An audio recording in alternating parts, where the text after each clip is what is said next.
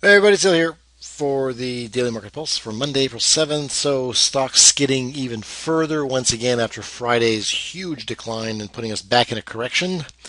So that drop after the unemployment numbers last week pretty much negated any kind of resumption of the market's uptrend. So gone, which I was suspicious of the whole time that the balance was a little weird.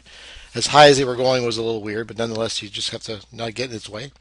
So here it is, it's dropping and dropping again. Now it looks like it's got quite a bit more to go. I'll show you the put call ratio in a minute here. This may be finally the time when it finally actually reaches one and above. We'll see if that's the case or not. At least the trend is appearing to be heading in that direction right now. So with that, let's take a look at the Dow. So there's your decline. You had the bearish engulfing after a doji on Friday, and then today, the even larger decline on Monday, back toward the 50-day moving average. So it reaches that 16.6 area essentially, and then drops dramatically 2 consecutive days, wiping out a whole week's worth of trading. Um, Not oversold yet, of course, but the 50-day moving average is a target, and not to mention the 16,000 area will be a target. The 200-day moving average may at some point, but the 50-day moving average right now is cleared the 20. The 50 will be next.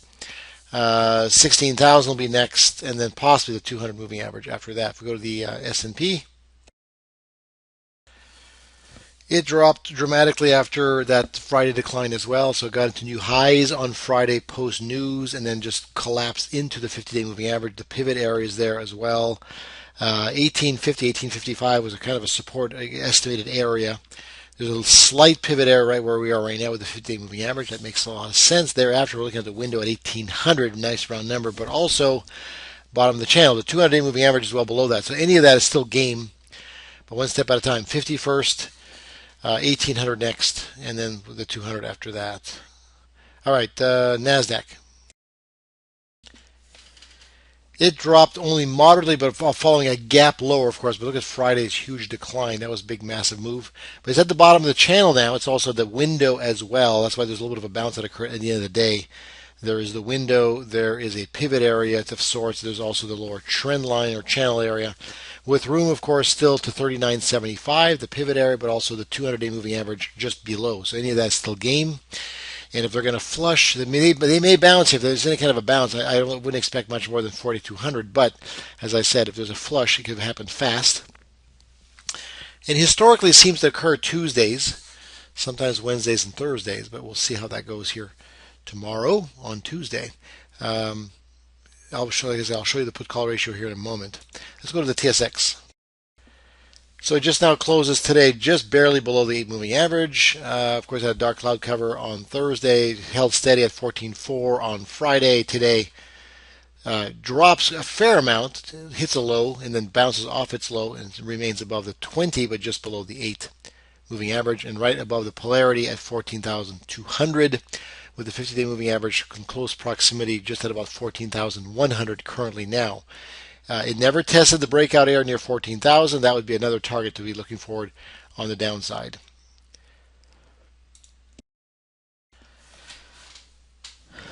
US dollar, Canadian dollar holding at 110 still, or at least it was above it for a little while and now just barely below it. So it's just kind of straddling that level, but remaining, of course, below a 20, a 50, and now an 8. The 20 and the 50 are starting to roll over a little bit. The 8's already been declining for almost 2 weeks. Slight positive divergence currently in the stochastics as well. So if they're going to bounce, they're going to bounce anywhere in here, 109 and maybe slightly higher than there. That's what I'm looking forward to see what happens here. Euro, we haven't looked at it in a while, but it's been being relatively strong in the past. It was holding near the 50 and bounced reasonably well today with a bullish engulfing. I'd be looking for this to move back toward 138 or so. If we look at treasuries now, treasuries, of course, with the markets being down, the treasuries bounce higher. So after that nice bounce off the 50-day moving average and closing aggressively through the 8 and the 20, the consideration based on the appearance anyway, that the target was 134, so it's heading to there now. It didn't quite get there today, but it's looking like it's heading toward 134 and possibly higher, especially if the markets flush, like I believe they may still have an opportunity to do. The yen has been weaker than the treasuries. Many times we see them going in hand. For a while they kind of were, with the yen lagging a little bit, but they faded quite a bit end of March going into April, but before pausing and now bouncing aggressively with a bullish engulfing. on Friday with a slight extra push here higher today on this Monday, with move still and room still to 98, and then ultimately, of course, 99. Gold, on the other hand, gold, of course, had a big move last week, just like the markets when they were collapsing, had like a $20 move, and then today just kind of pausing for the time being on this Monday. Slight pause right below a rising 50, above an 8 and a 200, but also below a 20-day moving average. So a little bit of confusion in the direction of all the moving averages right now, so it could be choppy. Silver, of course, the gold held at 1280. Silver broke through its equivalent of gold's 1280 at the 2050 level.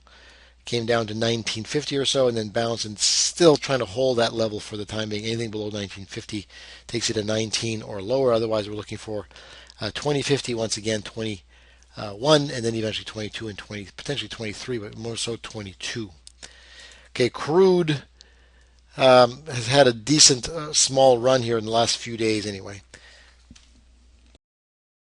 So after that decent bounce off 97, it came all the way into 102, retraced for a couple days, held with a doji over here on the 2nd, and then the 3rd, which is Thursday, bounced nicely off the 20 and the 50 and the lower trend line, and then Friday a little bit higher, not quite getting to 102, but today on the 7th, this Monday, paused at least a little bit. So it's kind of neutral for the last week, but still looks like it's bullish to go into 103 and 105.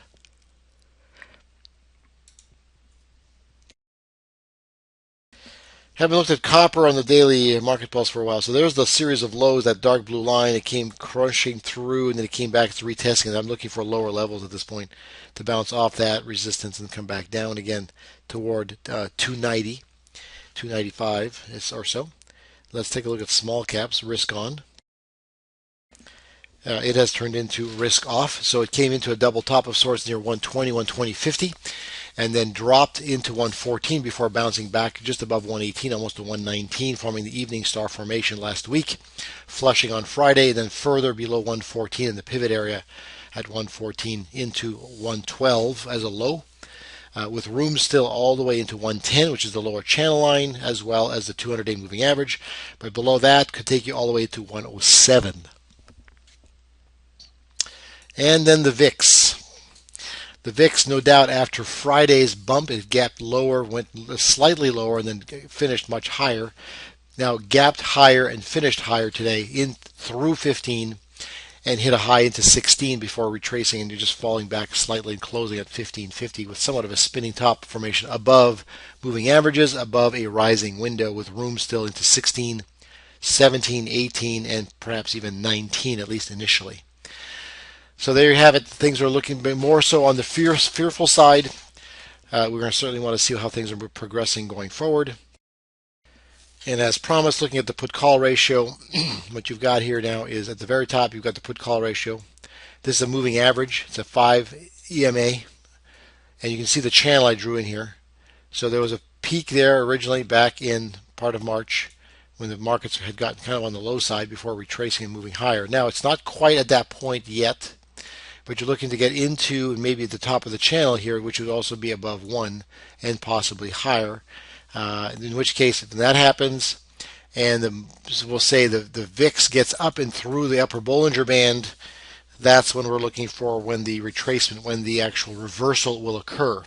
So we're going to watch the SPY, we're going to watch the NASDAQ, we're going to watch several indexes to see what's going on here in terms of potential reversal pattern that's developing here as well. So keep an eye on this as well for greater and better clues with respect to when this correction will be over and when the reversal pattern will be settled.